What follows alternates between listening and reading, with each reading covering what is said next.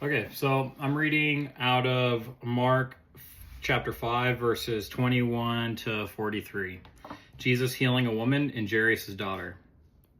And when Jesus had crossed again in the boat to the other side, a great crowd gathered about him, and he was beside the sea. Then came one of the rulers of the synagogue, Jairus by name, and seeing him, he fell at his feet and implored him earnestly, saying, "My little daughter is at the point of death. Come and lay your hands on her, so that she may be made well and live." And he went with him. And a great crowd followed him and thronged about him.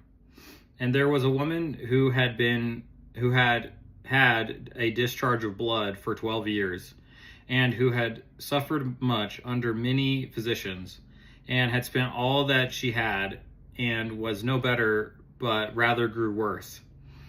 She had heard the reports about Jesus, and came up behind him in the crowd and touched his garment. For she said, "If I touch even his garments, I will be made well." And immediately the flow of blood dried up, and she felt in her body that she was healed of her disease. And Jesus, perceiving in himself that power had gone out from him, immediately turned about in the crowd and said, "Who touched my garments?" And his disciples said to him, "You see the crowd pressing around you, and yet you say, 'Who touched me?'"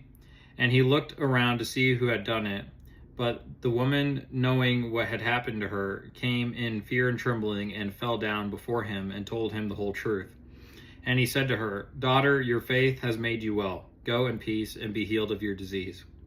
While he was still speaking, there came from the ruler's house some who said, "Your daughter is dead. Why trouble the teacher any further?" But overhearing what they said, Jesus said to the ruler of the synagogue, "Do not fear, only believe." And he allowed no one to follow him except Peter and James and John and the brother of James. They came to the house of the ruler of the synagogue, and Jesus saw a commotion, people weeping and wailing loudly.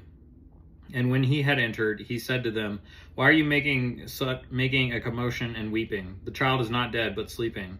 And they laughed at him, but he put them all outside and took the child's father and mother and those who were with him and went in where the child was.